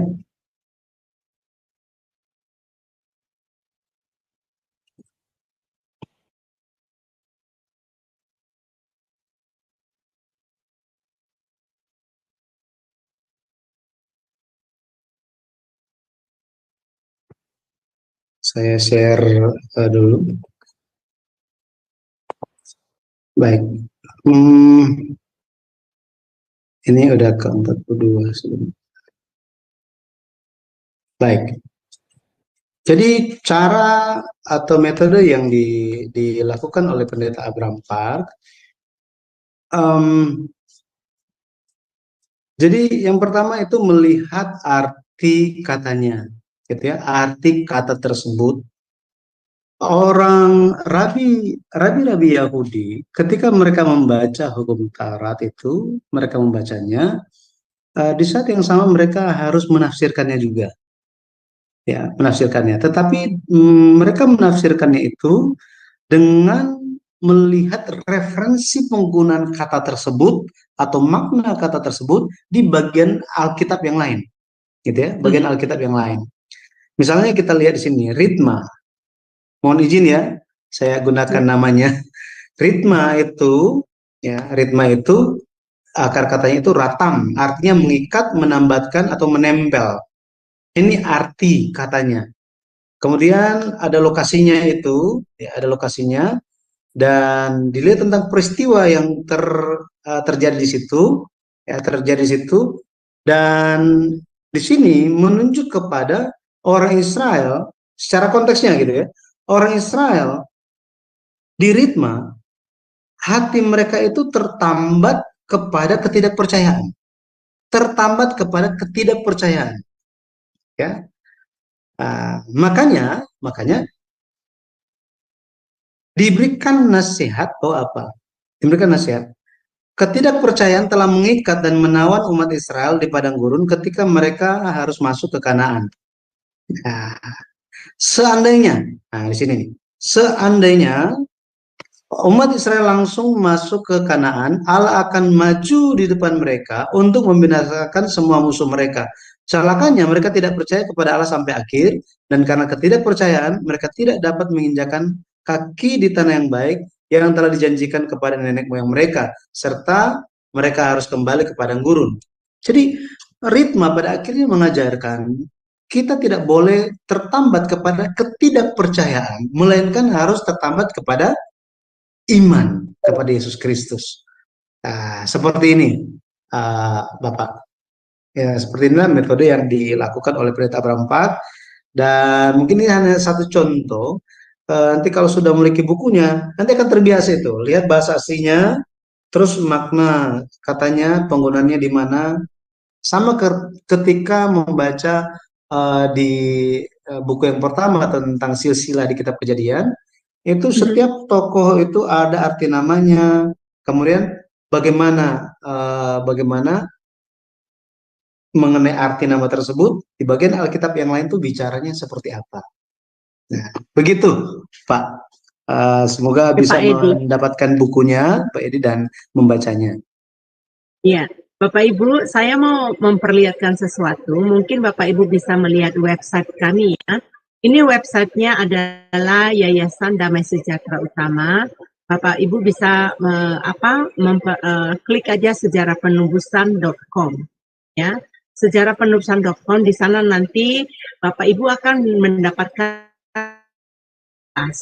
ini bukunya. Kalau kita klik satu-satu buku pertama ya, itu nanti dapat keterangan ini buku pertama ini tentang apa saja ya. Kemudian kalau kita klik buku kedua, buku keduanya juga buku apa saja. Nih buku kedua ya Bapak Ibu. Lihat ini petanya besar sekali, poin-poinnya bagi 4 tahap perjalanan mereka yang telah diajarkan oleh hambanya Bapak Pendeta ya. Dan bukunya sekarang ada 7, hampir ada yang ke-8 ya. Doakan supaya ini. Dan kami juga buku ini, seri anak-anak ini, buku ini banyak sekali gereja-gereja lain memakai dari buku pelajaran sejarah penebusan ini untuk diajarkan kepada anak-anaknya. Jadi Bapak Ibu mampir aja ke sini, nanti Bapak Ibu bisa tahu. Dan apabila Bapak Ibu mau berhubungan dengan saya ya, langsung untuk membeli buku ini, saya akan bantu. Kayak kemarin saya baru mengorder buku 1 set, dari buku 1 sampai ke buku 7, dikirim ke dosen saya. Itu untuk dia belajar, untuk dia membacanya, karena dia cinta buku katanya, dia rajin buku. Dan ada anak Tuhan ya di ataskan nama NN itu yang terbeban untuk memberkati beliau. Jadi Bapak Ibu kalau ingin memiliki buku tersebut, Bapak Ibu bisa menghubungi kami ya. Nah Bapak Ibu yang terkasih di dalam Tuhan, banyak sekali peristiwa-peristiwa yang terjadi. Saya dulu terkesima. Saya baru mengetahui kenapa ya Tuhan memberikan tempat kepada bangsa Israel itu di Gosen. Itu bukan secara kebutuhan, karena Gosen memiliki arti nama matahari ya. Matahari itu adalah simbolnya Tuhan hadir di sana. Makanya waktu saya belajar dan mengetahui, oh ternyata waktu terjadi tulah itu binatang-binatang yang ada di umat bangsa Israel ini tidak mati, tetapi yang dibeser mati. Terus pendeta kami bertanya, kamu tahu nggak kenapa? Kenapa binatang yang ada di situ Tuhan pelihara? Akhirnya dia memberikan jawaban, ternyata akan dipakai. Nanti waktu pembebasan bangsa Israel, itu anak domba disembelih, darahnya dioleskan di pintu. Nah, kalau semua binatang mati, nah pakai darah domba apa? Untuk baru saya bilang, oh iya ya, wah Tuhan rupanya mempersiapkan segala sesuatu untuk bangsa Israel. Dan saya percaya juga di dalam kehidupan saya, Tuhan persiapkan sehingga saya kuat. Nah, ada lagi banyak tentang itu. Saya mempelajari. Nah, di pelajaran sejarah penebusan ini kita akan menemukan kenapa tulah pertama, kenapa bukan tulah katak dulu itu, kenapa? Ternyata ada maknanya dan ada arti rohaninya. Tulah pertama, tulah darah di ini ada Bapak Ibu. Nanti terus aja belajar bersama kami. Nanti Bapak Ibu akan mengetahui step by step. Mungkin saat ini Bapak Ibu bilang, pelajaran ini kurang begitu menarik gitu ya. Tetapi kalau Bapak Ibu menyelidiki seperti yang tadi udah dikasih lihat, kejadian apa yang terjadi, posisinya ada di mana, kenapa ini terjadi, wah Bapak Ibu akan bilang gini, wah Agung, saya aja sampai bilang gini, dulu kan saya pecinta film sinetron, itu sinetron. Waktu saya mengetahui pelajaran sejarah penebusan, sampai saya bilang lebih menarik dari pelajaran-pelajaran drama Korea, ya sinetron. Oh menarik saudara. Dan lagian ya, waktu saya mendapatkan pengetahuan tentang pelajaran sejarah penebusan, ada sukacita yang meluap dalam hidup saya. Saya bilang, oh Tuhan, jadi saya mengenal cerita nenek moyang saya. Saya tahu bagaimana Tuhan membebaskan bangsa Israel. Saya mengetahui bagaimana Tuhan menuntun dari perkemahan satu ini sampai perkemahan yang satu ini, sampai sini. Nah, apakah kita nggak menjalani perkemahan hidup kita dalam hidup dunia ini? Menjalani toh?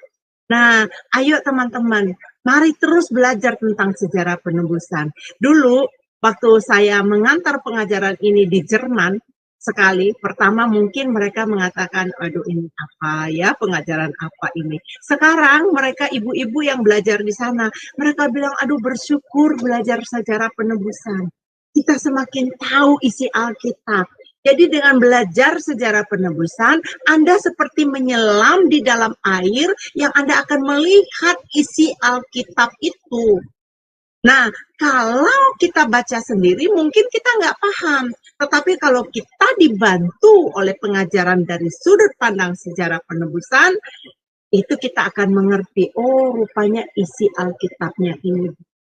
Saya sudah pernah menyaksikan ada seorang gembala di gereja setelah 40 tahun dia mengembalakan, dia khotbahkan kitab Kejadian, dia khotbahkan kitab Keluaran, dia khotbahkan itu segala macam. Tetapi pada akhirnya setelah dia menerima pengajaran sejarah penebusan, baru dia tahu, oh dari ujung ini perjalanan sampai nanti ke perjanjian lama, jadi dia baru mengerti. Menarik kan? Menarik loh. Jadi makanya saya ajak ya Bapak Ibu untuk ikut. Di sini ada teman saya ya yang menarik, Ibu Rachel. Aku nggak tahu kalau dia bisa unmute. Dia juga sangat luar biasa. Ya, Ibu moderator kita yang tadi itu, Sister Aling sudah belajar tentang ini. Ada lagi kah pertanyaan-pertanyaan Bapak Ibu yang ingin ditanyakan untuk Bapak Pendeta Yudi? Ya, silakan sis. Nah, ini dia pencinta sejarah penebusan. Ibu ini dari Muslim ya, Bapak Ibu ya. Dia dari Muslim. Setelah saya kasih tahu pengajaran sejarah penebusan, dengarkan aja sendiri dari dia. Apakah ada pertanyaan? Silakan sis Rachel. Shalom, sis Heli. Kalau Pak Pendeta Yudi, saya udah lama tidak muncul nih, saya ini di Zoom-nya. Iya. Saya ini rindu juga. Ya, saya juga kangen sama Sis. Tapi memang ya, saya kan udah mulai bergereja di sana ya, Sis. Iya. Sering ketemu Pak Pendeta Yudi juga. Jadi memang kehidupan saya setelah saya ini belajar tentang sejarah penebusan ini, sekarang ini memang kesibukan saya jadi luar biasa. Tapi saya tidak melupakan PR-nya. PR terus. Sekarang sudah di buku kedua, pelajaran ke-12. Jadi saya dapat sertifikatnya yang untuk buku pertama sih Sani gitu. Puji Sudah dapat ya. Iya. Puji Tuhan. Ya. Walaupun di dalam kesibukan saya tetap ngerjain PR. Terus saya juga terus berusaha untuk, memang kemarin ini saya sempat nggak ke gereja karena memang harus keluar kota dan lain-lain. Tapi memang rindu luar biasa untuk masuk gereja Bukit Sion ini. Tapi ya puji Tuhan, kembali lagi, kemarin Rabu sudah, Minggu sudah juga, saya merasakan, aduh, lega sekali, udah masuk gereja lagi. Gitu sih. Oke, puji Tuhan. Puji Tuhan. Jadi saya juga, sekarang sih lagi belajar buku seri kedua kan ya? Iya. Terus belajar ya sih. Teman-teman nih yang memang lagi belajar atau yang belum, ayo ikutin terus. Jadi pengetahuan kita tentang sejarah ini bisa bisa benar-benar mengerti apa sih yang Tuhan kehendaki dari kita. Jangan hanya minta-minta aja sama Tuhan, tapi kita nggak jalanin apa yang Tuhan mau, ya kan? Yang sudah disampaikan di firman-Nya gitu. Jadi kita harus mengerti. Kalau nggak mengerti, kita cuma seperti sambil lalu aja semua, datang ke gereja nggak seperti ya sudah ke gereja gitu. Tapi kalau kita belajar benar-benar dan ingin tahu, pasti kita benar-benar mendapatkan benar-benar merasakan hidup di dalam Kristus itu luar biasa. Sisani, saya ini benar-benar yang saya pikir Tuhan langsung kasih. Jadi memang kalau hidup di dalam apa yang Tuhan mau, kita nggak usah sibuk-sibuk minta terus-terusan. Tapi Tuhan mengetahui kita butuhkan. Begitu, Sis. Oh, bagus. Puji nama Tuhan. Berarti Sis baru selesai belajar mengenai orang serakah tidak dapat ke sorga ya? Iya, betul. Nah, sekarang Sis masuk ke dalam kekayaan orang berdosa disimpan bagi orang benar. Pelajarannya yang ke-12. Ya, saya sudah lewati itu. Jadi saya lagi cari-cari catatan. Cari catatan saya gitu. Baik Sis, thank you banget ya. Terima kasih ya. Baik, Bapak Ibu masih adakah lagi yang ingin bertanya? Sebelum saya menutup, mungkin kalau udah terakhir, tapi saya mau nunjukkan sesuatu dulu ya Bapak Ibu. Ini gereja kami di Jakarta. Maksud saya menunjukkan ini, Bapak Ibu bisa mengikuti pelajaran-pelajaran GPBSI Jakarta ya. Banyak sekali video-video di sana pembelajaran firman Tuhan. Bapak Ibu bisa melihatnya. Bahkan ada pelajaran buku ke-11 yang sebenarnya bukunya belum ada, tapi kami sudah mempelajarinya karena kasih karunia. Bapak Pendeta kami menerima buku itu terlebih dahulu dari bahasa Korea ya. Jadi kami udah mempelajarinya. Itu sangat menarik sekali. Tapi Bapak Ibu bisa mempelajari kembali. Kemudian ini adalah website dari Sejarah Penebusan. Di sini Bapak Ibu datang untuk lihat. Di sini ada seminar-seminar kami. Nah, Bapak Ibu kalau lihat di description-nya ada untuk mendownload handout-nya. Jadi ada pelajaran dari buku 1 sampai ke 11, waktu itu ringkasannya. Bapak Ibu lihat 6 video, itu sangat-sangat memberkati ya Bapak Ibu. Dan kemudian ini adalah GPSB Bandung, gereja kami. Nah, dari gereja GPSB Bandung ini menyediakan pengajaran online. 1 minggu 1 kali dikasih video, dan Bapak Ibu mendengarkan, dikasih pertanyaan, diisi dan dikirim ulang, nanti diperiksa, dan setelah selesai Anda akan mendapatkan sertifikat dan Anda akan menerima hadiah buku. Ya, jadi Anda kasih buku free 1 setelah Anda mempelajari itu. Baik, saya lihat ada yang angkat tangan. Saya akan persilakan kepada Pak Edwin, Pak Edi. Silakan Pak Edi. Ya, shalom. Shalom. Kalau saya kalau memperhatikan atau mengamati itu cerita-cerita di narasi di sejarah penebusan itu bisa untuk penjangkauan kaum keder.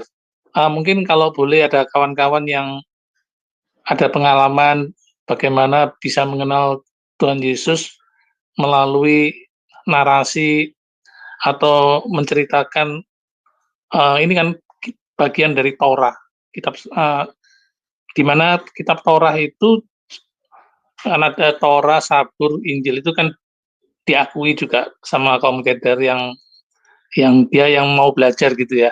Gitu. Jadi mungkin ada pengalaman boleh dibagikan. Terima kasih.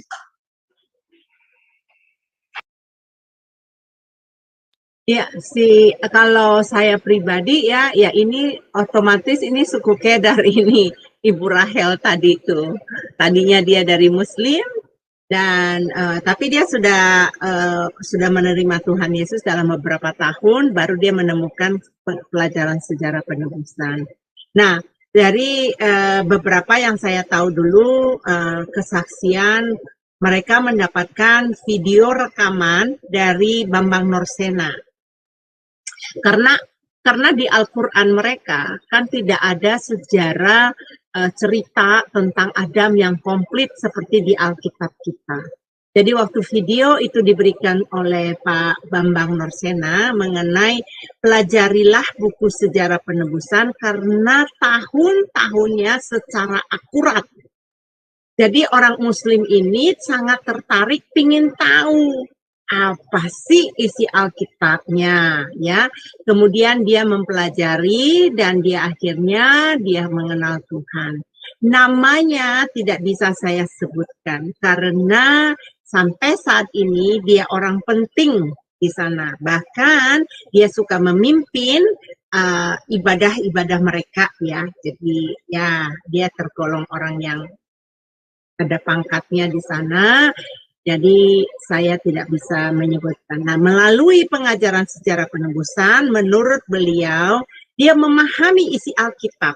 Nah, banyak mungkin orang membaca Alkitab tidak memahami, tetapi rentetan cerita dari buku 1, buku kedua, buku ketiga, buku keempat, lanjutan, itu semakin dia mengerti.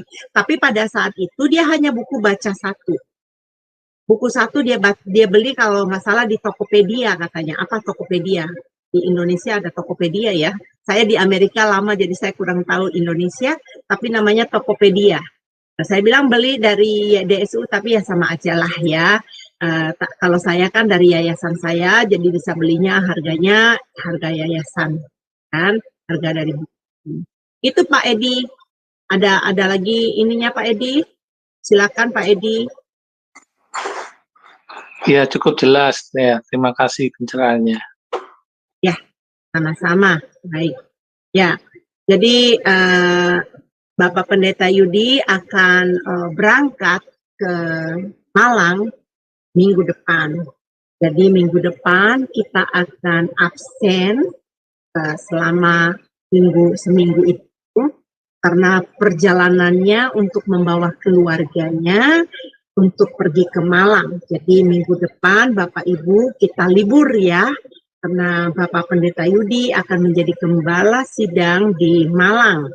Jadi Bapak Ibu untuk tidak bisa, jangan kecewa ya, tapi kita pasti akan kembali di Jumat 2 minggu kembali ya. Jadi Bapak Pendeta Yudi mungkin bisa closing statement pelajaran hari ini dan berikan kami doa berkat. Ya, baik. Yesus Kristus ingin sekali berdiam di dalam hati manusia, di dalam hati kita. Dan hal ini dibuktikan lewat Abraham, Ishak, Yakub. Bagaimana Allah mengakui mereka sebagai tokoh-tokoh yang menaati, menuruti, menjalankan perintah Tuhan, ketetapan-ketetapan Tuhan. Itu sebabnya mereka dikenal sebagai orang-orang yang mengasihi Allah. Orang-orang yang mengasihi Allah. Yesus Kristus datang dan dia ingin menyambungkan kita semua orang yang percaya ke dalam silsilah Tuhan. Nah, itu sebabnya lewat pelajaran hari ini kiranya kita bisa melihat bagaimana kerinduan Allah untuk ada bersama-sama dengan kita, berdiam di dalam kita, sehingga pada akhirnya hal-hal yang kita jalankan pun Allah yang akan menyertai dan akan membimbing menuju ke tempat-tempat yang Ia kehendaki, tempat-tempat yang membawa kebaikan untuk kita semua. Sampai pada akhirnya Yesus Kristus dikatakan bahwa anak domba Allah berkemah di tengah-tengah manusia. Kiranya sampai hal itu terwujud secara nyata, secara jasmani, secara rohani kita bisa melatihnya zaman sekarang. Bagaimana supaya firman Tuhan itu bertata di dalam hati kita masing-masing. Tuhan Yesus memberkati. Mari kita berdoa. Allah Bapa yang hidup, kami mengucap syukur atas kasih-Mu. Engkau telah menyertai pelajaran kami. Kiranya kelas sejarah perusahaan Shema Adonai ini memuliakan nama-Mu, dan kiranya Engkau pun yang akan mencurahkan berkat dan kasih karunia kepada semua anak-anak-Mu yang mempelajari firman-Mu. Tolong Bapak Engkau yang memberkati channel Shema Adonai sehingga menjadi saluran berkat bagi banyak orang. Tolong ya Bapak Engkau menyertai setiap pengerjanya, tolong sertai setiap pesertanya, sehingga segala hal yang kami jalankan dalam kehidupan kami benar-benar ikut jalan Tuhan. Terima kasih ya Bapak, dalam segala hal yang kami rencanakan, ada hal-hal pergumulan yang kami hadapi, kami semuanya berserah di dalam tangan kasih-Mu. Kami percaya kasih karunia-Mu yang akan menyertai kami dan membukakan jalan di hadapan kami, sehingga pada akhirnya Tuhan yang dimuliakan lewat setiap kehidupan kami, lewat anggota keluarga kami. Terpujilah nama Tuhan. Kami menyerahkan hari yang akan kami jalani, bahkan kami yang akan beristirahat, kami berserah semuanya di dalam tangan-Mu. Di dalam nama Tuhan Yesus Kristus kami berdoa dengan penuh ucapan syukur. Amin. Amin. Amin. Terima kasih, Tuhan Yesus memberkati. Iya, terima kasih untuk Bapak Pendeta Yudi, terima kasih untuk teman-teman semuanya. Bapak Ibu, mari kita mendoakan Bapak Pendeta Yudi selalu di dalam doa-doa kita setiap hari. Semoga di dalam perjalanan Bapak Pendeta Yudi, Allah Bapa dengan kuasa Roh Kudus menyertai dia sehingga tiba di Malang dengan tidak kekurangan satu apapun. Jadi Bapak Pendeta Yudi juga kami mengucapkan selamat melayani di Kota Malang ya. Saya pribadi ketemu dengan penatua penatua minggu kemarin saya ketemu di gereja, kaget saya. Saya bilang saya mau ke Malang. Ayo Bu Heni, ayo pulang ke Indonesia. Ayo bersama Pendeta Yudi. Iya saya mau. Kalau di Malang saya mau. Kenapa? Saya suka di kota yang dingin ya. Jadi di Malang katanya enak di kota ini. Jadi doakan juga saya supaya saya bisa kembali ke Indonesia dan saya bisa pergi ke kota Malang ya. Baik Bapak Ibu semuanya, dari Shema Adonai kami mengucapkan terima kasih. Untuk pelajaran sejarah penebusan kita ketemu untuk 2 minggu akan datang, dan jangan lupa besok bersatu bersama kami, bersama-sama join lagi karena ada pelajaran-pelajaran yang menarik ya, karena di Jum Shema Adonai selama sepanjang 1 minggu kita mendapatkan pelajaran-pelajaran yang menarik. Oke, Tuhan memberkati. Kita mohon diri dulu ya, izinkan saya endkan lagi.